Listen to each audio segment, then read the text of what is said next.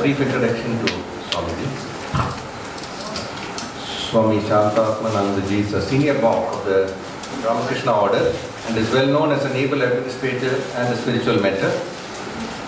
He presently heads the Delhi Center of the Kendra, and he has had a long stint of 30 years at the international headquarters of the mission of Ramakrishna at Belur Mutt, where we believe we had the rare privilege of association with some of the luminaries of the order. Swamiji also was a pioneering influence in setting up an NGO in the suburbs of Kolkata called Sharada Seva Sangha, which is managed by more than 100 trained women volunteers. It happens to be one of his exceptional achievements in the area of women's empowerment, which is a developmental area close to his heart and also close to the vision of nation building. He is deeply committed to the spreading of value education among youth, which, as we all know, is a very important job, especially schools and college students, and all based on the man-making and character-building ideas of Swami Vivekananda.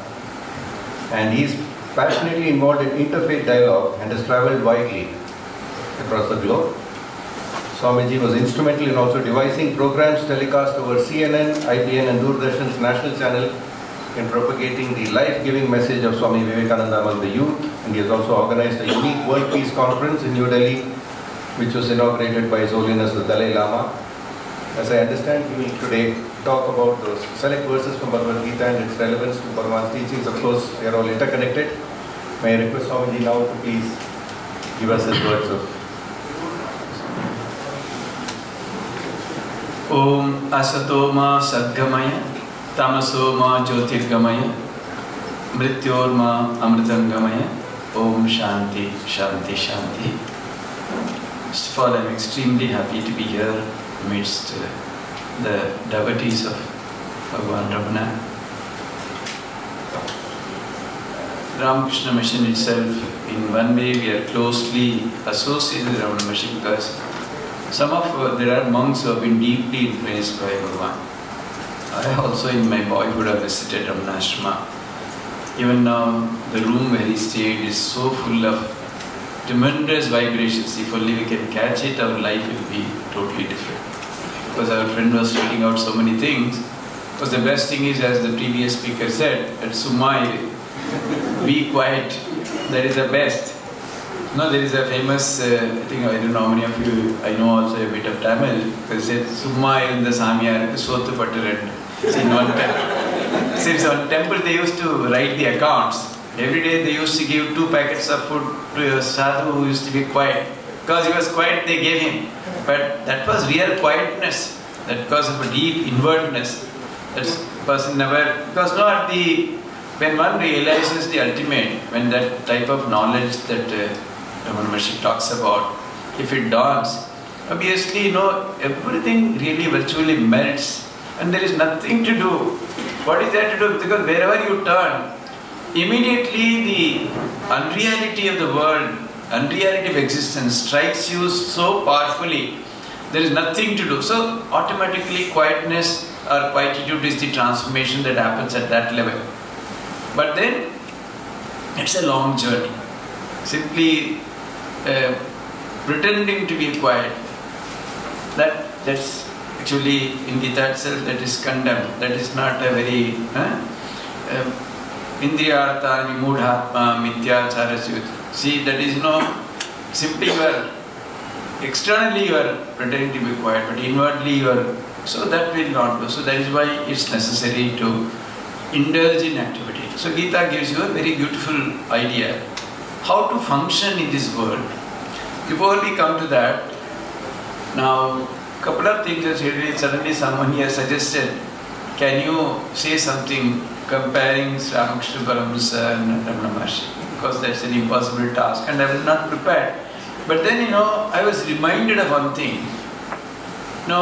If those who have read Sri Ramakrishna's life, his immortal work called The Gospel of Sri Ramakrishna, the general impression one gets again and again that he was an extraordinary devotee. He always used to say, Maya Chirakale Balak, I am the eternal child of the Divine Mother. So he would always talk about the Divine Mother. For everything, his one point of reference was the Divine Mother. But that Divine Mother was not a simple anthropomorphical God or something like that. It was a supreme principle a cosmic principle of universal existence, universal knowledge, universal bliss. Satchit Ananda he conceived in the form of a divine mother. So that's a great story.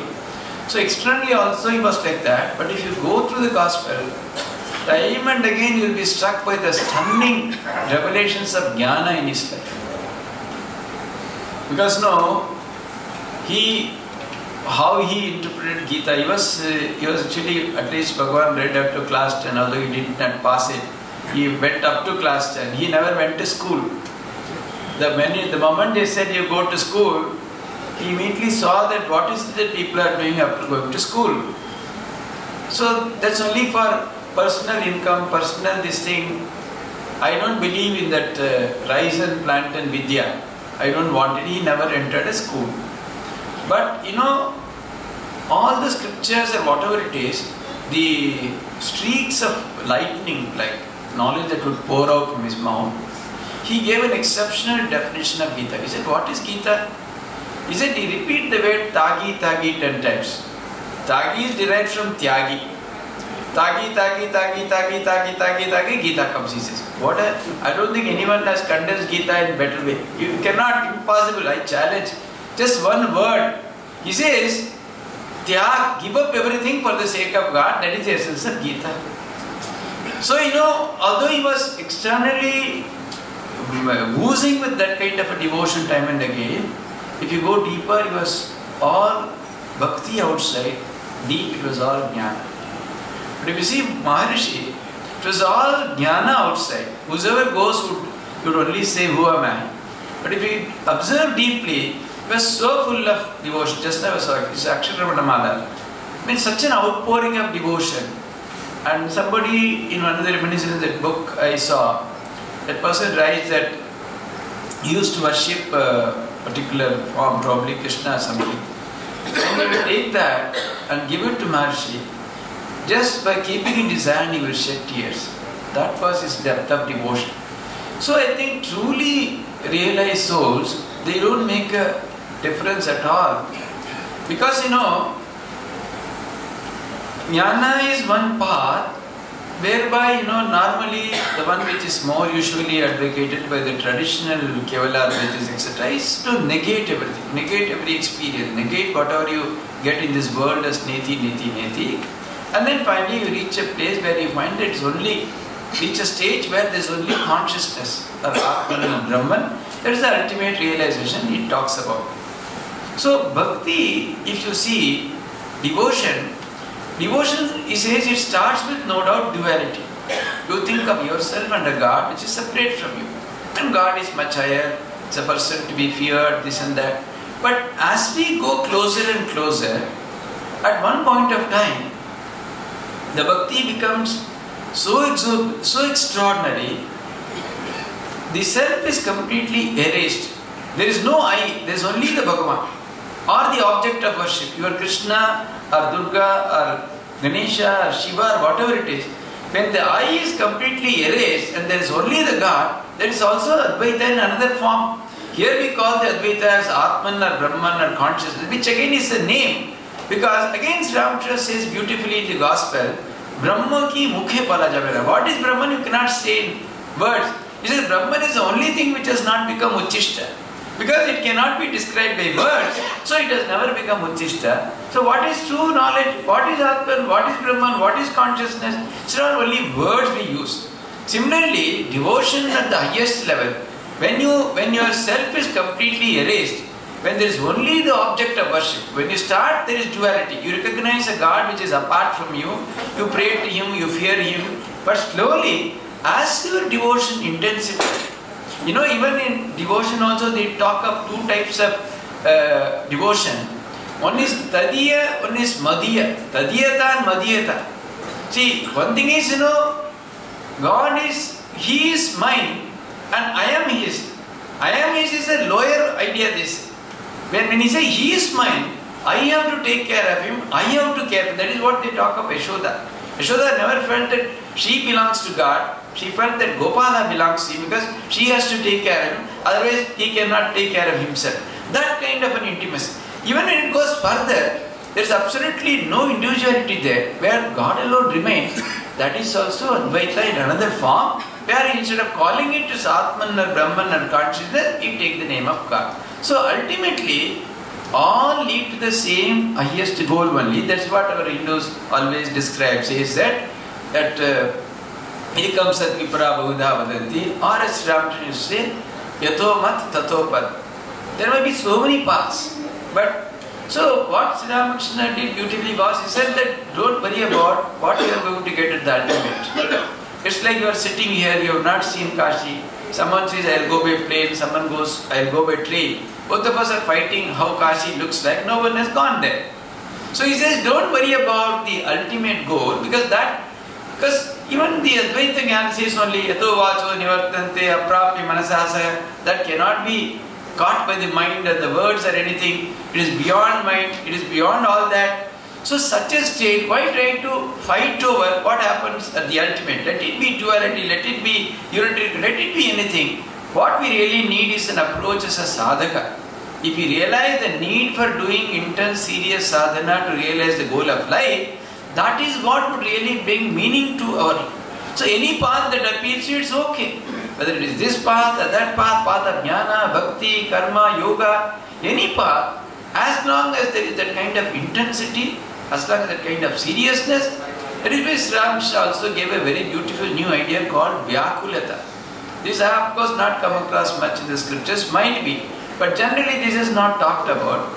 Vyakulata is that intense earning for God, earning for truth, earning for ultimate, that doesn't know any stoppage.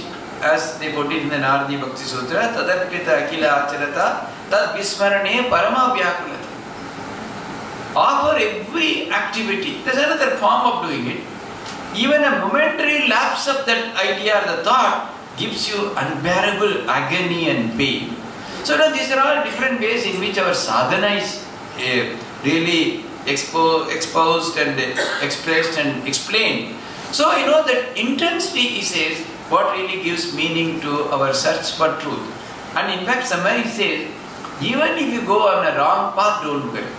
If you have that intensity, if you believe in a supreme principle, whatever it might be, you will be automatically corrected. So these are all some of the small things we get. Now coming to Bhagavan himself, now I heard of two small incidents in his life. Of course, many of you might have heard already. Anyway, for those who might not have heard, I wish to share. Because not directly from our Swamis, there are Swamis who are deeply impressed by him, who had gone there initially. Maharshi himself directed them to go to Ramakrishna Mission. One Swami is still alive, he's past 90s in Bangalore. Even now he talks about his experiences in Ramanashrama. In those days, 60 years, 70 years back, not today, 70 years, more than 70 years back. So it seems there are, one day, even during Maharshi's time, there was a big commotion was going on from the morning. People are running about, doing this, that. So Bhagavan, as usual, quietly asked, what is happening? What is all this? Kya ho raha hai? Then somebody said, Bhagavan, today it's your birthday, we are celebrating. Hi, the day when this Ajara Amara Chirantan Chachit Ananda Swarup Atma caught and became bound in this Deha Pinjar. Instead of feeling dukkha, you are celebrating. My God. And he went away. So, that was his, see, that is the idea of a Purna Jnani. Purna Jnani means any moment to wake him up, whether he is sleeping, he is awake, he is talking, he is eating, he is doing anything, that knowledge is just waiting for expression. So anything you ask him, he will relate to that only. Since once one illiterate old widow came crying to Bhagavan that she had lost her son. She was weeping profusely. Bhagavan simply said, you do vichara, who am I? So this carving and Shastri was there. Bhagavan, why do you say all that? How will she understand? Why don't you send such people to me? What do you know? I know only that. Who am I is all that I know. I am teaching her what to do. So he knew nothing else.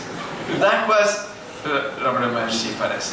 So such was his extraordinary life. In the last 50-60 years, I think the world has I don't know, maybe there are here and there, but no, such a powerful Jnani, Yogi, saint who made such a deep influence on. See, that's why, we should not be worried if the numbers are not great. Don't look for numbers. It's a very bad sign. Sincere seekers are always few only. Because it is not possible. So in Gita also it clearly says, when Manushyanam sahasreshu kaschit etati siddhi etatam api siddhanam kaschin mam veti tatta. Out of thousands of people, one or two get an inkling of this ultimate idea. And amongst thousands of such people, one or two ultimately really get the grasp of the really ultimate realization. So it is why it is said. I mean, it is so difficult. So if it's not, moreover, if Maharshi doesn't give you a comforting religion, and unless we are really prepared for that kind of uncompromising struggle, that is one basic difficulty between Jnana and Bhakti. Jnana doesn't allow any compromise. That is why Bhakti is more popular, because you see, in the name of Bhakta, you can put everything at Lord's feet and also have a little enjoyment. But Jnana doesn't permit you. Because the very beginning is negation. You have to how do you negate? How do you say that my family, wife, children, possessions, everything which are so dear to me, how can I do Jnana Vichara and also stay in the family? That is why ultimate knowledge is talked about. Tyage naike amrtatva manasu. Tyaga alone will lead you to the ultimate. Yes, that is true. But even to start with, if you say, you have to completely give up anything. Either you say that my life is a hypocrisy, I am professing something, I am living something else, or, so that is why, in Bhakti, what is the concession? Everything, at least to start with, you have a big bhoga, make nivedana to the Lord, as prasada you can take it. See, there also that idea that association is necessary, but it takes you on a graded path. If you are always like that, it is of no use. But there also, as you grow deeper and deeper, all these fetters are bound to drop off. When you understand, see why we have, it talks about three kinds of ananda usually. Vishyananda, Bhajanananda and Brahma. Most of us are in the level of Vishyananda. But the moment you start your sadhana, because we delight in Vishya, so many things, objects of the senses that attract us so deeply, we are deeply into that. But when you talk of Bhajanananda, that is the first stage in spiritual evolution. When you are a sadhaka, slowly, the things which are spiritual, that things which are transcendental, they give us some delight. It is very difficult. Very difficult, I tell you. This morning, how many people are ready to come and listen? You have made a lot of announcements, you have sent letters, this and that. For us, spirituality comes as a last priority. When nothing else is, already, Ramana Kendra mein baith jao. Because we have now, this morning there is no program, the calendar is blank, we come. It's not like that. When you have real interest, when you develop, see, it has happened every time. I think there must be many instances in Ramana Maharshi also. And Sri Ramakrishna's time also, when the Swayam Avatara was there, he was discoursing, he was talking, he will always talk only about God in his room. People would come, two friends, one is very much interested, the person is constantly edging him, when shall we go, when shall we go? And finally, because the other person, he rarely gets a chance, he wants to listen, he wants to observe, he is not paying any attention. Finally he says, no, I will go and sit in the boat, you come later. Such restlessness, such intolerance. You cannot. There are certain kind of worms, they will thrive only in worst things. You put them in a good scent, they will die immediately. Because they are not used to it. Sri Ramakrishna gives a very beautiful story. There was one fisherwoman, she lost her way. She was carrying a basket after selling all her product, whatever she had caught during the day. And somehow it was late. What to do? Somehow she came and asked for shelter in a place. So the owner of the house, a very kind lady, they are rich people. They said, how we should give her a nice room. They went, put her in a room where a lot of beautiful flowers, fragrant flowers were there. But this fisherwoman was restless. She was tossing this side, she was not getting sleep at all. Finally she said, I don't get any sleep. You please bring my fish basket, which is outside. And she sprinkled some water, and when the smell came, with deep snoring, she went to sleep. So, spiritual things are not so easy. So that is why, even if you develop a little taste to listening to good things, coming to satsanga, because now satsanga is so important. Otherwise, how will you know, how will you develop? Constantly, need to keep the company. See, we are all very ordinary sadhakas. So, most of us are victims of circumstances. We stay in a place where people are busy with TV and this and that, we also fall a prey to that. But if you are constantly in the company of people who constantly go to satsang, read such books, discuss such books, we also tend to improve. That's why again, Sri Krishna says beautifully in the Bhagavad Gita, Mad chitta madgata prana bodhayanta parasparam katayantascha mam nityam tushyanti charamanti cha. He says there are people whose minds are always in me. And they delight in talking to others about me only. That is their only delight, that is all they do. And in turn, what the Lord gives, he also says, he is very clear in his MOU. Says, Tesham satata yuktanam bhajadam priti purvakam dadhami buddhi yogam. So he says, if you are satata yukta, if you are always there, I give them buddhi yoga, that enlightened understanding, that enlightened intellect, that enlightened way of living. So you are taking, not only that, he says, Yoga Kshema, don't worry, don't think that if you worship me, you will become a pauper or a zero, or you have to, with starvation and hunger, death. No. Yoga Kshema also I take care of it. So everything is given clearly, beautifully. So this satsanga is so important. Unless, in the Narada Bhakti goes even one step further. Everywhere, normally satsanga is, Mahatsanga is so much advocated everywhere. But Narada clearly says, you must take care to avoid asatsanga. Satsanga we know. See what? The mistakes most of us often commit is, we think that, oh, we are all right. Nothing will happen to us. Oh, one day we go there, one day it isn't. No. Everything, the mind, the chitta is such a powerful supercomputer. Anything that you do is immediately recorded as karma bija. It gets deposited and it keeps on accumulating. And then it doesn't die unless there is a deep sadhana. Unless through that sadhana, through that awakening, that bija is burned, karma bija. Otherwise, it is always there, waiting for explosion. You are sitting to do puja of Ramana, suddenly you remember the worthless thing you saw somewhere or the discussions you had with somebody. That is the power of mind. It will come to the forefront at the most inappropriate moment. So it is so necessary to take care of your thoughts, and your life will be taken care of this thing. So always the satsanga, keeping the mind, giving it direction, not allowing anything, because we do not know how powerful is this instrument that we are holding. It is the most powerful supercomputer one can think of. Good samskaras, Shubha samskaras take a long time to become part of our life. But Ashubha samskaras, in a moment we pick up.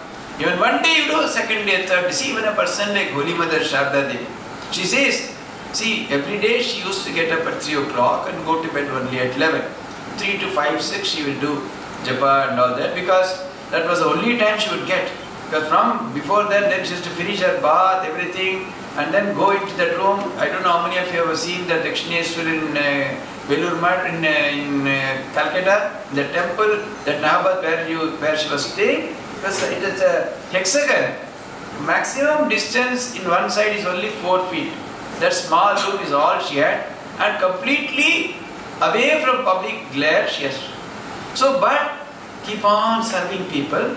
So later on also this habit of getting up 3 o'clock and doing japa. By the time she had become a world-renowned person, guru, so many thousands have taken diksha from her.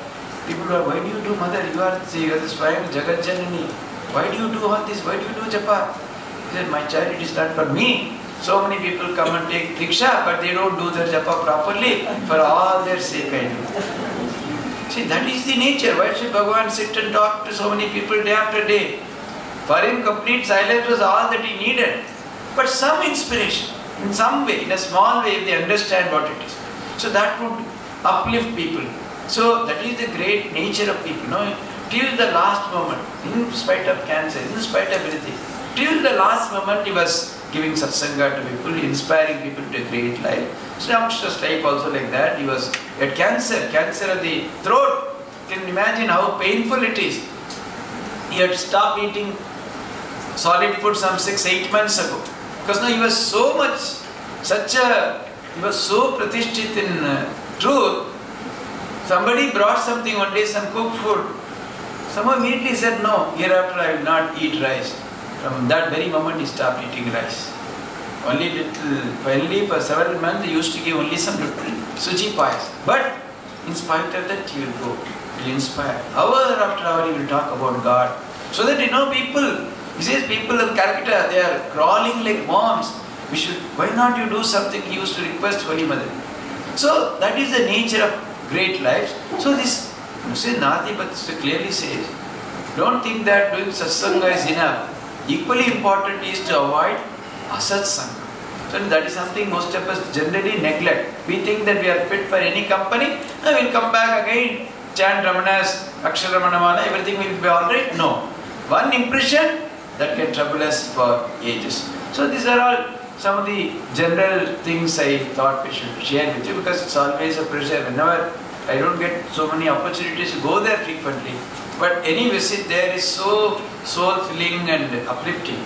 But for that also we need to practice, go.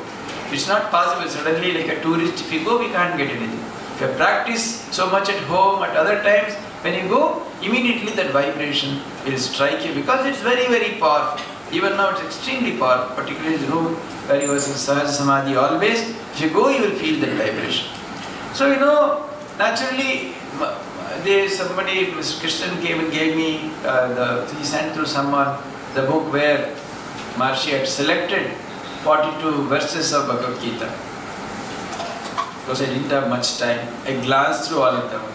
Frankly speaking, I could not really decipher why Maharishi chose those. See, in general, because he is strong drift, like that. It's also another thing, how these great Mahapurushas, Acharyas, Avataras, or whatever name you might give, names are unimportant. See, it depends upon their own sanskaras also, because when they come to this earth, they carry some earthly qualities with them. So his nature, his tendency, the way he started his sadhana, because although he became a complete personality later on, flowered into a bhakta, jnani, all in one, his basic drift was towards strong Advaita. Many of those slokas talk about that kind of an idea. See, he selected 2-3 slokas from chapter 2, Jatasi, Dhruv, Mutyu, Dhruvam, Janamritasya, Tasmat, Aparihariti, Natvam Shodhmarhasya. When anyone is born, death is certain. So when this is inevitable, it's not wise to grieve for something which is inevitable. So like that, then he is selected from different chapters, from 11, 16, 5. First of all, even within, it is not that he has gone from 2, 5 like that. First is some other chapter, then he goes back and forth. And also even within the same Gita, he has not gone chronologically. So this involves very deep, lot of research. He has only done the translation, he has corrected, Chatrik's version, he has corrected not of his own hand. But what was his deep philosophical idea behind? Of course, they are all wonderful slokas. Whatever he selected are naturally cream that way, very good, exceptionally good slokas. So, but then I couldn't really weave a theme connecting those 42 slokas as to why Maharishi had done it and why in that order. That would, if someone does it, it will be a research work of some 700-800 pages, not less than that. Someone of you who is interested may take it up and study in detail different bhashyas, why Maharishi had put it in that particular order and what is the theme that emerges from it. Because ultimately, as Shamsu said, Gita gives only that you have to give up other things for the ultimate. That is the idea. So, talking about Gita itself in general, it's one of the very, So, one of the exceptional things about this Gita is, it is so popular and then it is so well received and translated into so many languages. One of the reasons why it is so popular is that, the Gita starts with an ethical question. Ethical question. Arjuna is the representative man. He is also like, one of us. All of us face such dilemmas in every moment of our life. So, Gita starts with a beautiful ethical question. How a person living in an imperfect world, tremendous imperfection all around, how such a person can discharge his duties and at the same time keep intact his spiritual moorings. So the basic idea is if there is a clear divide in the mankind, you can really put them into two categories. Those who are interested in the world, those who are interested in things beyond the world. So if you are in the level of Vishya only, this will make no impact. The moment you try to look at the world with that view, then what strikes you first is the imperfection of this world. Wherever you turn your eyes, you find that it is totally chaotic. Nothing is in order, nothing works, everything is going topsy-turvy. So in such a world, if you are asked to discharge your duties, all of us try to discharge your duties, but at the same time, is it possible to keep our spiritual moorings intact? Can we also be sadhakas? So this is how, in trying to solve this fundamental problem, Sri Krishna has come out with a very beautiful metaphysical philosophy that gives you an insight and helps you reach the ultimate goal of life. In fact, Gita talks about all the yogas. It talks about Jnana, it talks about Bhakti, it talks about Karma, it talks about contemplation, it talks about everything, because ultimately, whichever aspect appeals to you, you can take that, follow that and try to reach the ultimate goal of life. Because particularly Gita is very relevant today, because we have even come away from that ancient concept where in the Samaj it was ordained, wherever you might be, ultimately the goal of life was mukti for everybody. There was no doubt about it. Dharma, Artha, Kama, moksha was compulsory for everybody. You can either follow all the 4 ashramas, or you can skip directly from brahmacharya, go to sannyasa. You can become a contemplative, you can have pravritti or nivriti. Both were allowed. But for pravritti margis also, the goal was as certain as the nivriti margis, namely moksha. So there was no problem. So Gita is more relevant today because we have to tell people there is a goal called mukti or moksha that is very important. And that is what you will strive for. Once that is accepted, then only immediately this becomes extraordinarily relevant and important as to how one can do in this disorderly world. How is it? See, you take the question of Arjuna, take the ambience, take the situation in which Gita was really written or it is spoken of. People, that's why I tell outside, people do so much about this management and all that. When some foreigner rights are called, we are prepared to pay huge amount and join. But Gita contains everything. Because you cannot think of a more complicated situation when armies which are sworn enemies, where one has to annihilate the other, lakhs are arrayed on both sides. Such a tense moment. It's about to begin. There cannot be a more complex or difficult situation in our life. We are not in such a war cry or in such a mood. So we have at least time to sit back. But then the Sri Krishna and Arjuna, they deal with an extreme situation. So any situation you encounter will be much less than that. For example, I was just going through a book called The Monk Who Sold His Ferrari. It has got millions of copies, I've been told. But that man has virtually taken from Vedanta only. Much of the essential ideas discussed are all only Vedanta. If you say, I call you for a Vedanta, nobody will come. If I announce that I am going to give a lecture on that, people will pay 2,000 or 5,000 rupees and come and sit. So we should understand where our strength lies. So much is in our traditional wisdom and our treasure. So this is very beautiful. Arjuna was not a coward. He was a great warrior. If you remember in the Virata Parva, single-handedly he had defeated all the giants of the Kaurava army. But still, when he came to the battlefield, after the blowing of the Shankas, etc., when Sri Krishna placed the chariot at a very strategic, that's also very beautiful. See, Sri Krishna was also slowly inciting him, kindling in his heart the desire for his ultimate knowledge. If he had taken him to one corner, Arjuna would have perhaps started the fight straight away. But brought him and placed him in a very strategic position where straight in front of his eyes you are seeing Bhishma, Drona, Pramukata, Sarvesham Chavai. How do I destroy all of them? How do I fight with them? Guru Nahatva Mahan Bhavan Streyo Bhuktam Bhekshama Pihaloke Atvartha Kamas Guruni Bunjiva Bhogan Rudira Pradikta. My hands will be stained with the blood of such extraordinary souls, my own acharyas, relatives, everybody. Is it necessary? It is better to have Bhakshacharya. Let me be a bhikshu. Let me go for alms. That is better. And he was suddenly, Arjuna, see, he was the prop of the Pandavas. The Pandavas' whole victory, because it was fight unto death battle. One army has to be completely annihilated. On the other side also many would die. But a good portion or at least some portion would remain, then they would enjoy the whole Rajya. That was the idea. So this was the concept. He saw that what is the point in killing so many? Should I really participate in such a war? What is it? Is it really necessary? So he was talking like a normal dharmika. The dharmikas normally, those days everyone used to live a life of a dharmika. The people who are following the path of adharmas are not to be counted at all. All of us are dharmikas, where we have our own, dharma-based desires. That is why, dharma, artha, kama, moksha. Whole life should be based on dharma. So dharma was the guiding factor. Based on dharma, people would aspire for desires, for enjoyments and all that. So they would pray, they would work, they would do all that. But then, that kind of a normal dharmika will fail the moment your search becomes for something which is infinite, something which is eternal.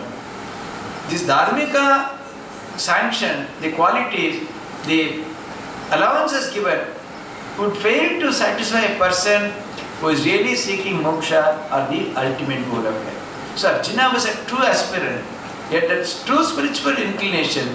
That's why he was not satisfied. He was doing all his duties earlier because he also thought that he will destroy all the enemy, Kaurava enemies and all that. Then the victory will be there. So he had come prepared. But then that was the tremendous transformation in his mind, a true spiritual awakening. And suddenly he felt that actually if you see in an ultimate sense, really that is true. If you really want only that, you don't need anything else. But then Sri Krishna slowly takes him through a path whereby he would make him understand. First, that is why in this finally Sri Krishna comes out with an extraordinary concept called Nishkam Karma, desireless action. Through that he says how Arjuna can find a new sanction. Because first Arjuna, Sri Krishna tells him about the very necessity of action.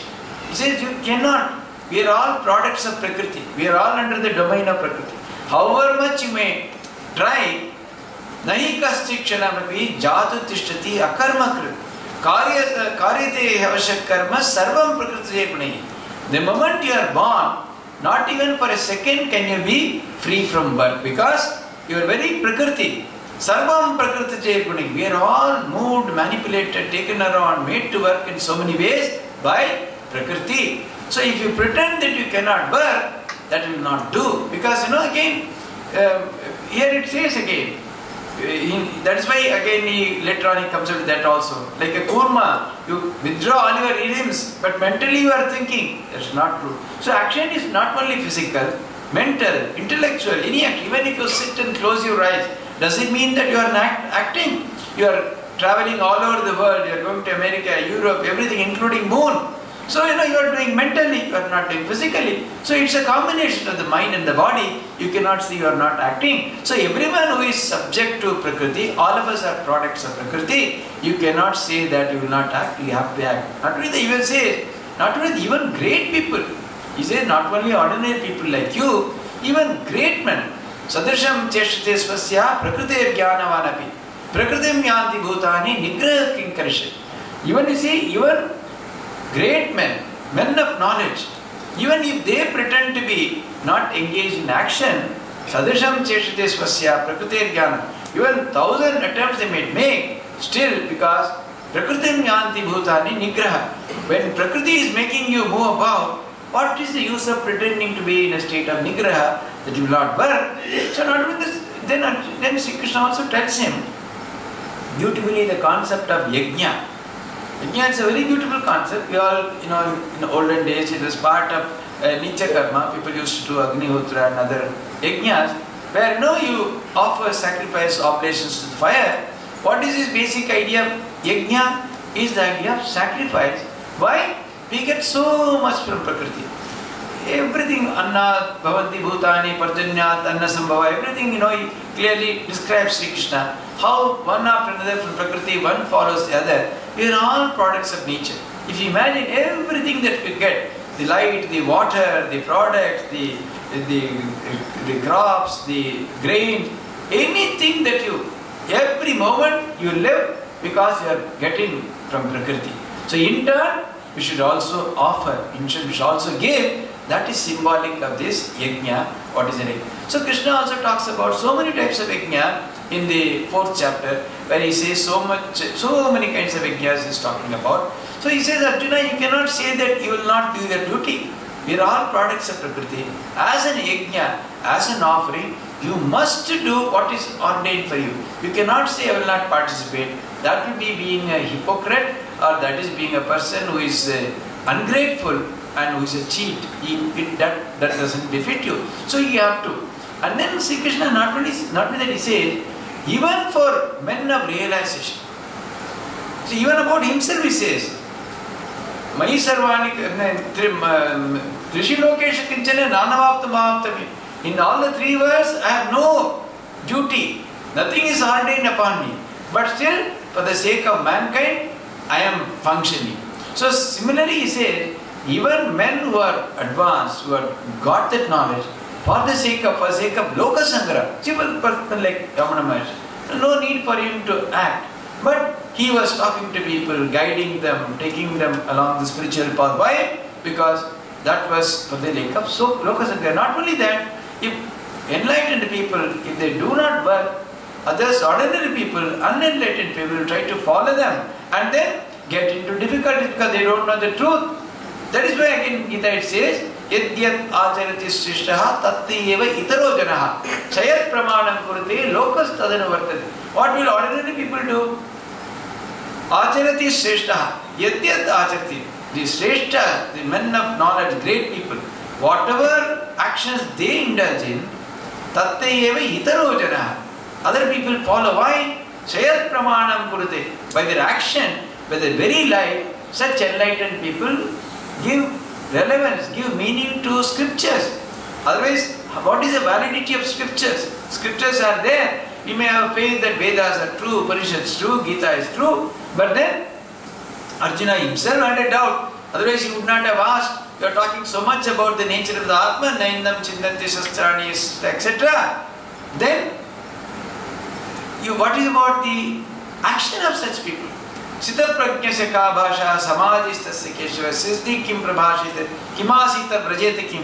Why he is asking? Because he wants to know. So whether there is really proof, whether there are people who have really lived such an enlightened life. So ordinary people follow the lives of great ones who have really risen to such an extraordinary state. Their lives are a proof or a pramana or an impetus for ordinary people to live a life. So by all this is again Sri Krishna saying, so it is necessary we should act.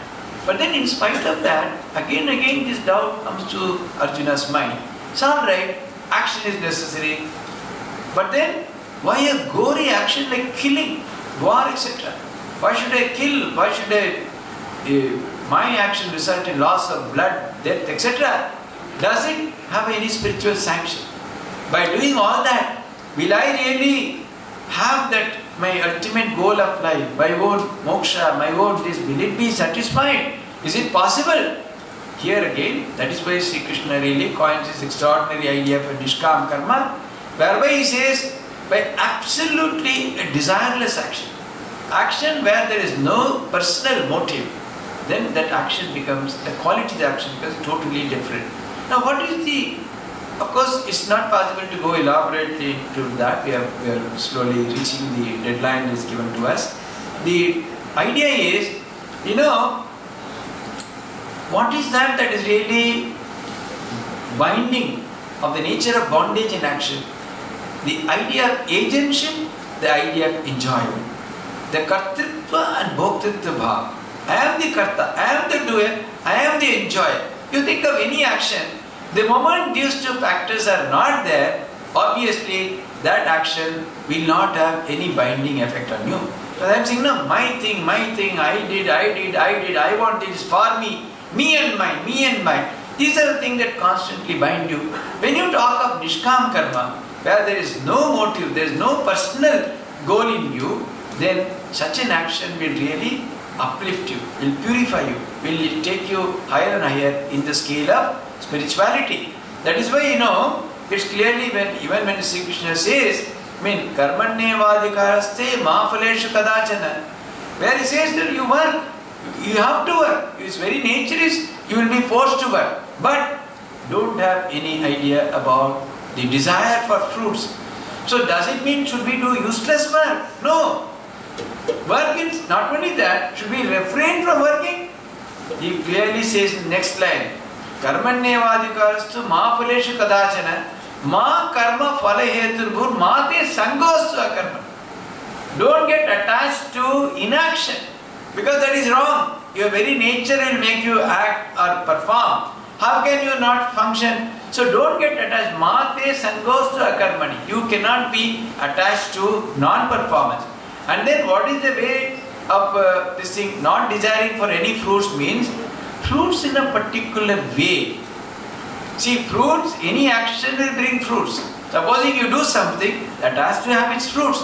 But then if you want it to be in a particular way, that is where it becomes attached. See, even when you pursue, this may not be exactly nishkam karma, even in other ways, how we can do. Supposing with all seriousness, and now a young person, he joins to prepare for IAS. He works hard, he studies.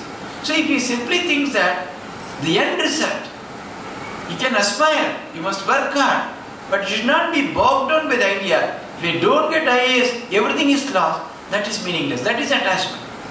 Why? Because if he is calm enough, he will understand that there are so many other things that he has gained even by this very pursuit. The capacity to concentrate, the capacity to study hard, several new subjects, so many things have come to him. Why should he not think of them? So, mafaleshu kadachana doesn't mean that you should be a useless work, you will not put your profit. No, you do everything, but ultimately learn to accept everything is the Lord's. So, Gita talks about several such attitudes also. He says, Yat karoshi, yadasnasi, yat johosi, dadasi, yat tapasyasi kauntiya, tat kurushva madarpanam. How you can function?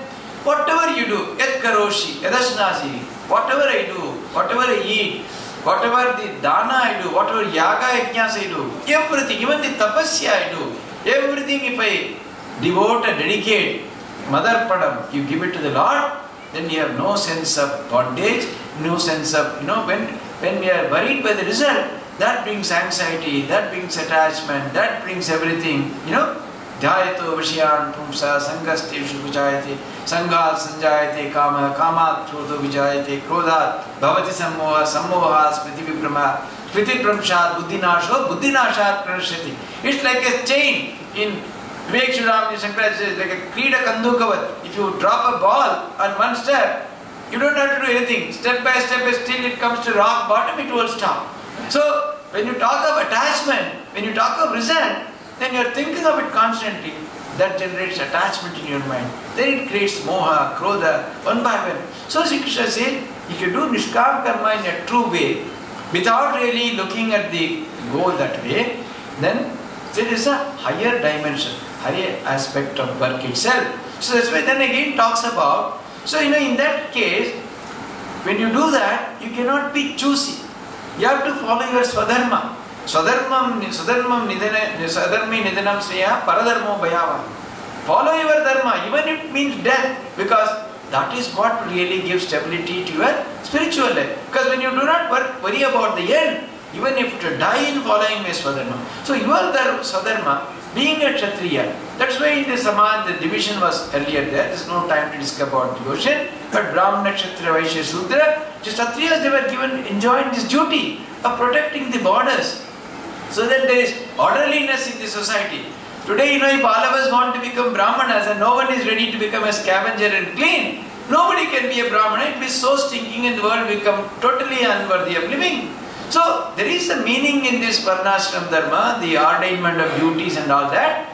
But then, as long as the common goal of entire humanity is that moksha, the ultimate freedom, it hardly matters what we do. The way we do, the attitude, the mental inclination, the orientation, that is important. So that's why Sri Krishna says, you work absolutely, but do not see, as so long Arjuna was thinking as a dharmika about his own small little personal life, I must do this, I must get, but Arjuna was ordained for a greater cause. He had to fight to protect dharma. It was not for he and a few of his brothers enjoyed. They were to die maybe in a few years. But if he fought this war, it was a fight of adharma against dharma. If dharma does not win, there will be adharma in the world. Millions of prajas would suffer. So it is like a cell in the body. See, every moment millions of cells die. That is how there is health in the body. If a few cells think that no, we will not die, we will grow, immediately you get cancer. You get cancer's growth, and that brings about the destruction of the whole body. But by dying, in their effort to preserve the body, that is Nishkam Karma, they are doing great service to the entire well-being of the body. So the entire society also, if people function with this idea of Nishkam, that's why he tells Sri Krishna, again and again Arjuna tells him, you don't worry, you don't have to do at all. Even in Vishnu Darshana clearly shows him, Bhishma, Drona, everybody is hanging, they have all been killed already. He says, I have done everything. Nimitta mantram bhavasapasad. You just be nimitta. Don't think that you are going to do it. There is a greater destiny, greater cause, greater power working to mold and to take the world in a particular path. Fulfill your action, your duty, participate in it, become blessed and reach the ultimate goal of life. Don't think that you are doing, you see I have already done it for you. Even if you don't do it, it is going to be done. But if you participate, that will result in your own spiritual well-being, in your own good. And not doing that, you will also get praise. People will praise your participation in the war. So he says, Ishvara sarvabhutanam hriddeshe tunatishthati brahmayan sarvabhutani yantra rudani maya.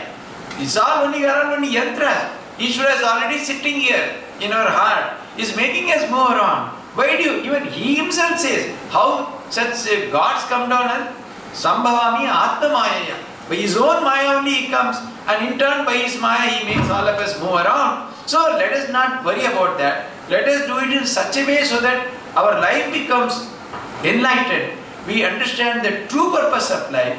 So that is why he gave a beautiful idea of this Karma Yoga in this Gita. But he clearly says again, however the Kevaladvaita Acharyas might interpret, Sri Krishna is very clear, Lokesmin Duvida Nishtha Pura Prokta Mayanaga.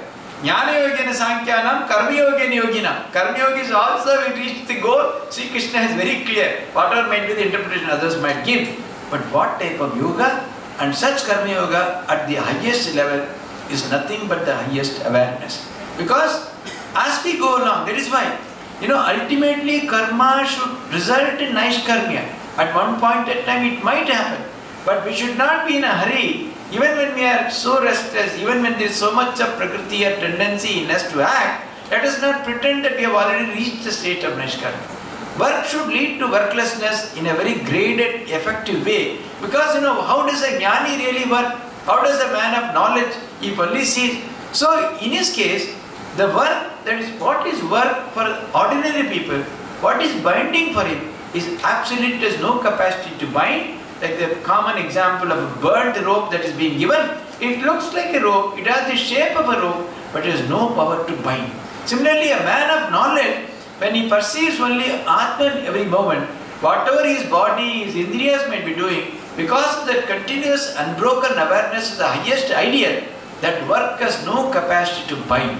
That is why then the work itself becomes a different kind of an exercise, different kind of a spiritual discipline. So that is also the ultimate end of Karma Yoga. So by Jnana, Karma, Bhakti, Yoga, according to Gita, all of us can reach the ultimate goal of life. But then it's always good to combine all the four yogas to make them possible. Because if you are extremely convinced, extremely capable, extremely that kind of fit aspirant, any one path also we can take. But since most of us are not that kind of superior adhikaris, the best perhaps is to combine a little devotion which we know traditionally from boyhood, from childhood. Sit Jnana Vichara as told by Bhagavan and others.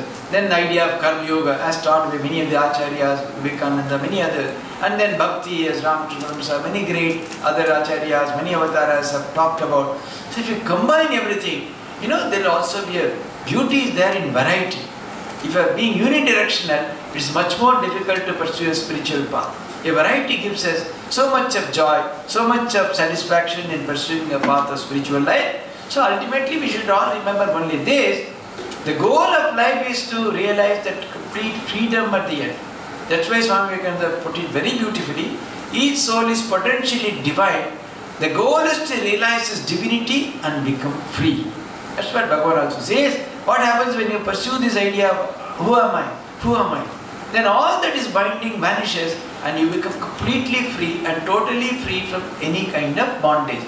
That's what different acharyas, different mahapurushas, different avatars have each put it in a different language, but all are ultimately talking about the same ultimate goal of life, and the emphasis is that all of us should become sadhakas and try to spend a life which is oriented towards a spiritual goal. Krishna.